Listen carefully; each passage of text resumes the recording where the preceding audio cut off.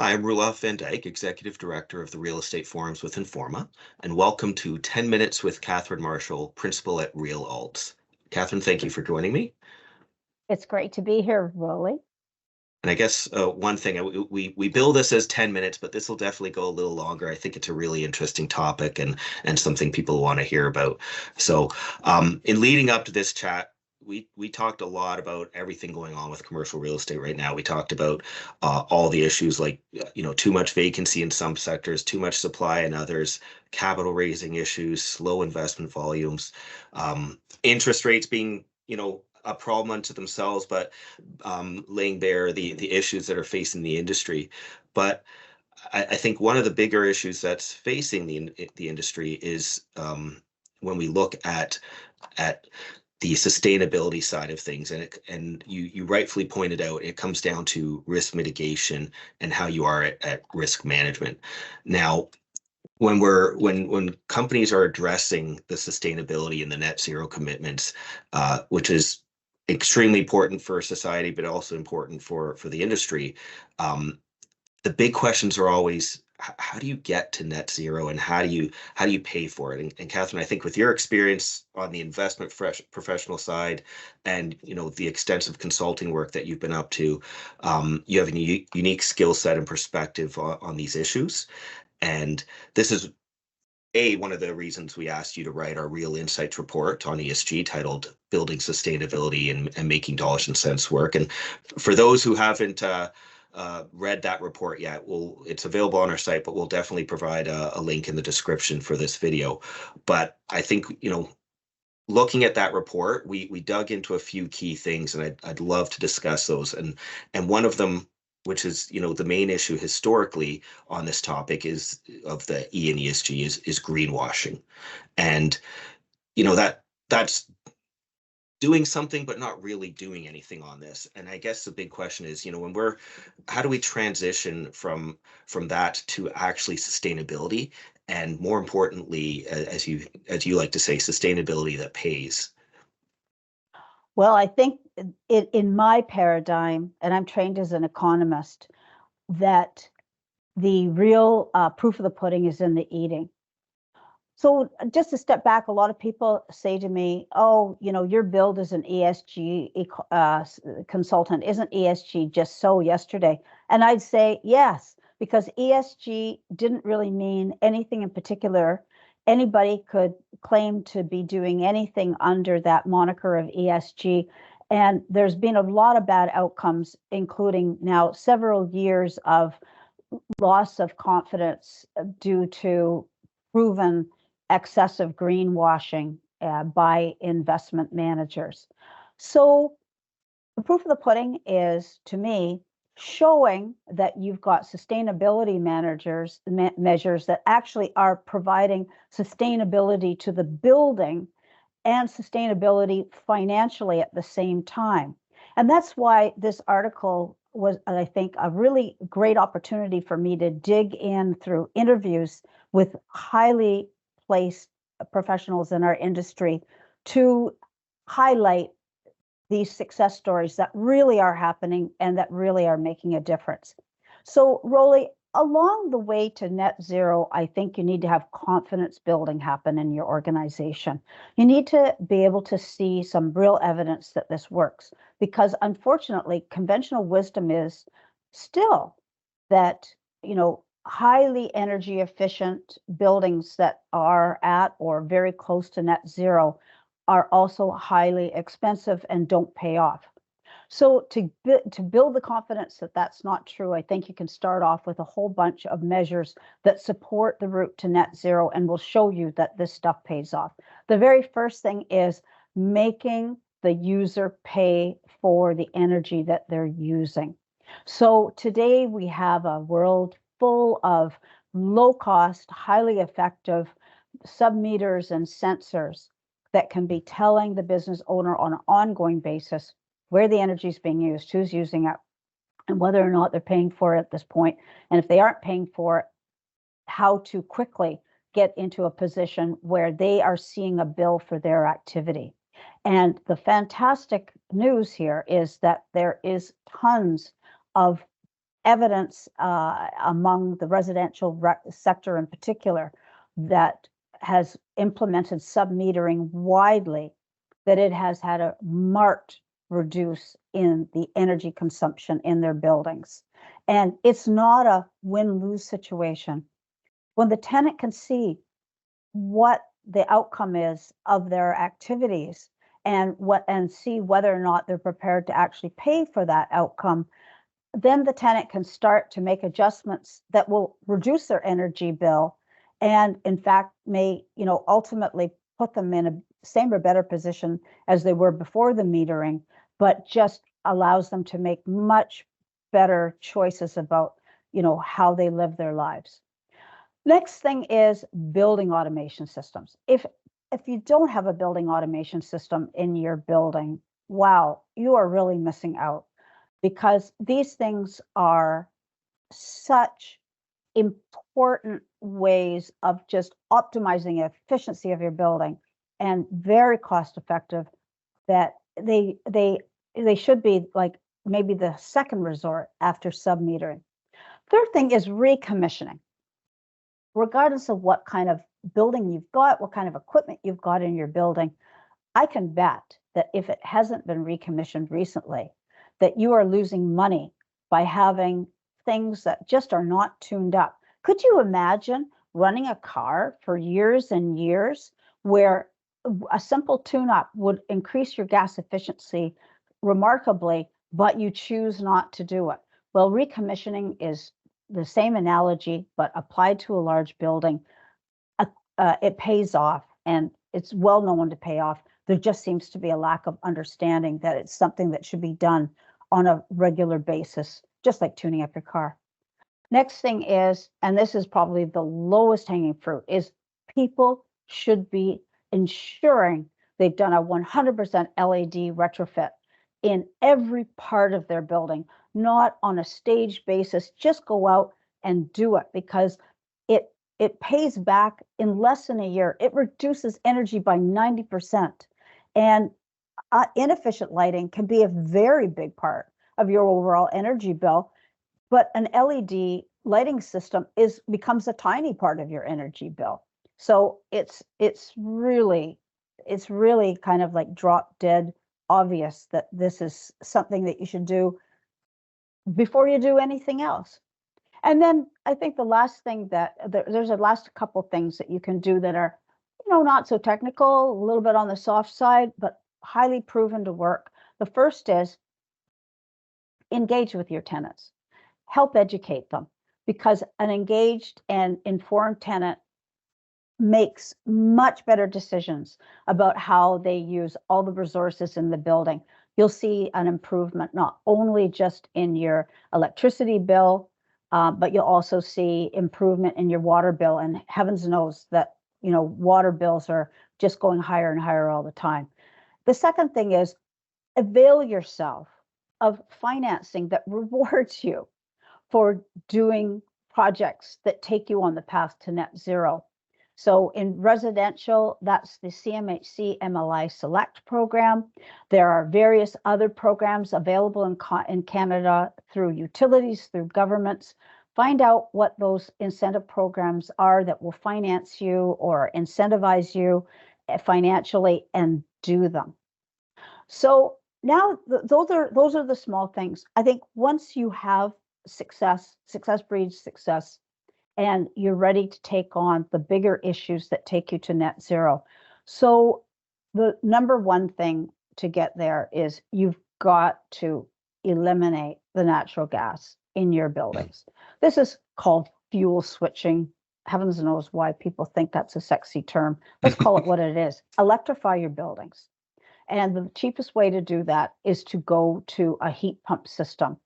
The heat pump mechanical system is more expensive than natural gas, but in the longer term, as carbon taxes go up and up, they're going to increase by almost 3 times from today's level by 2030. They are going to start to make natural gas an albatross around a building's neck for 2 reasons. The first is that it's just going to become far more expensive to run with the equipment that you've got. The second thing is it is very hard under the natural gas boiler systems that we run in large buildings to start to make the tenant pay for that. And so you cannot do that one-to-one matching with natural gas that you can with heat pumps, where you have heat pumps in zones that are matched to the tenants in the zones, and where the tenant starts to see the impact of their heating and cooling bills as well as their electricity use within suite. So the next thing to do after, or perhaps even before heat pumps, because then you can make your heat pumps pay way better, is to increase the efficiency and the performance of your building envelope.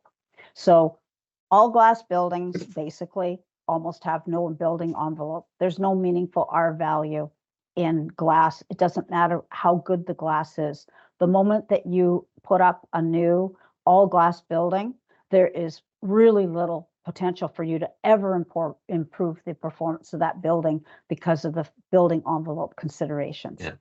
Good news is that there are new technologies coming forward to allow older buildings that are starting to need some kind of remediation of the building curtain wall, window wall system anyway, to actually reskin the building. And they can do that with a panelized system that just puts the new great wall assembly right in front of where the window wall system goes. And it's basically insulating your building from the outside in, and it's becoming quite cost effective, especially when you take into consideration being able to have a much smaller heat pump system, so that your upfront mechanical costs go down, and then of course the benefits of relatively inexpensive electricity and also all of the risk management that comes with that. So to me, that's the route to net zero. How do you make these big things pay? It's because of the demand and the change in the position of your building that comes from doing it. So you are managing the risk of your building right up front by moving away from natural gas and moving to electricity, because you know that over the longer term you can cap that energy cost, whereas the cost of fossil fuels must go up and up and up in order to eventually eliminate them. It's the only way that we're ever going to be able to fight climate change. The next thing is that because of the fact that the building is de-risked and is sustainable and can offer some confidence to the most sophisticated tenants who really want to make sure that they aren't exposing themselves to runaway energy costs. You're getting better tenants. You're getting those Fortune 500 credit tenants that everybody seeks. And you can get them to seek you out. You can be competitive in a competitive market for the tenants that everybody wants by having the right building. And certainly in the article that we worked on together, Roly, we have stories in there about how this is actually playing out in a world where, especially in office, the tenant base is shrinking. You can compete for the tenants and keep your building full while other buildings are emptying out by having that sustainable, high quality, de-risked building. So that's really how you're going to make it pay. In the longer term, though, let's do a little blue skying here. The way that this is really going to pay is that actually buildings are going to start to become utilities.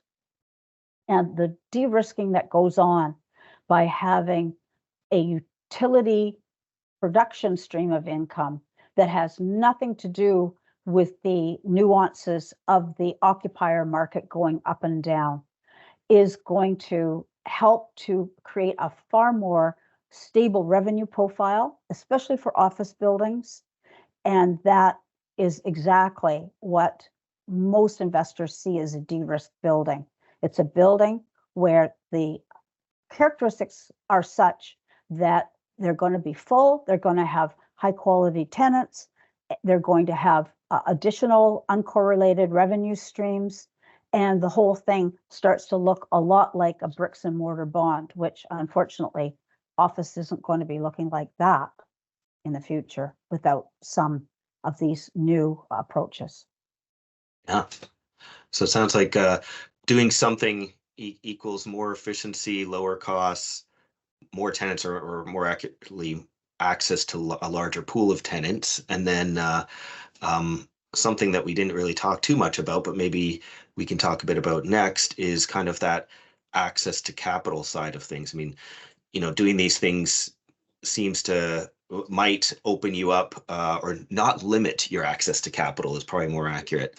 Talk a bit maybe about green bonds, green loans, and then government incentives as well, which we know we can't always rely on government incentives because government gives and takes. So yeah, you're right. The whole financing side of this is very important, because of the fact that real estate is always relied very heavily on access to capital. And so the great news is that we talk in the article about the fact that having a building that is high performance, energy efficient, and has some kind of outside proof of that, or third party proof of that, really helps you to access the green bond market, which is a preferential source of financing for real estate, and particularly in a time when our financing options are somewhat constrained. This is a great place to access, certain capital. There's always way more demand for green bonds than there is supply, and so it's really a new place for real estate owners to be availing themselves of capital. The next thing is that there are special government programs and incentives. I mentioned MLA Select as one. Utilities and others have these preferential programs, and so these again give you that financial support to be making these decisions. But there's a whole new thing that we actually didn't discuss at all in the article, and that is something that needs to be of great interest and concern to real estate investors, and that is that the large financial institutions that are regulated by the Office of the Superintendent of Financial Institutions, this year, the biggest ones have to start reporting on what the carbon exposure is in their loan portfolio. Another way of calling that or naming that is, what's the financed emissions in your book of business? And just the very fact that the banks have to not only report on it, but to also talk about how they're going to manage it. And they have to run some stress tests on their loan book to see how well they would deal with a price shock in fossil fuels. Those things are going to cause these large institutions to have a strong preference for borrowers who can demonstrate that they are managing the financial risks of fossil fuel exposure. And that means that landlords that are just blindly ignoring this issue could suddenly find themselves in some very difficult conversations with their bankers. But after 2024, suddenly this broadens out so that it's not only the large national banks who are let's face it, they're the source of the lowest cost loans, but are only available to some of the biggest borrowers. But now the secondary tier of real estate mortgage finance will also have to start reporting this in future. And so again, this is not something that you can hide from by being a mid-sized guy with mid-sized buildings dealing with a mid-sized lender. This is going to start to become a systemic, discussion throughout the whole lending business in Canada. So if you want to continue to have access to good debt capital instead of the most expensive debt capital, you've got to really be ready to engage in these discussions and demonstrate that you understand what the issues are and that you're managing them. Yeah. Absolutely. I mean, there's upfront costs, and some of those are bigger than others, but I think the payoff on the bigger ones is probably larger as well. And then, like you said, all the positives on the flip side, it's win-win-win kind of scenario to do it, and not so much on the other side. I mean, this is super informative, Catherine. Thank you for joining me today. Thank you so much, Rolly. So this was 10-ish minutes with Catherine Marshall, from a principal from RealAlts. If you want to hear more from Catherine, she'll be on the ESG panel, ESG and lending panel, sorry, at our Real Capital event in Toronto on February 28th. So hope to see everyone there, and thank you very much, Catherine. I'll definitely see you there. Perfect. Thank you, everyone. Bye-bye.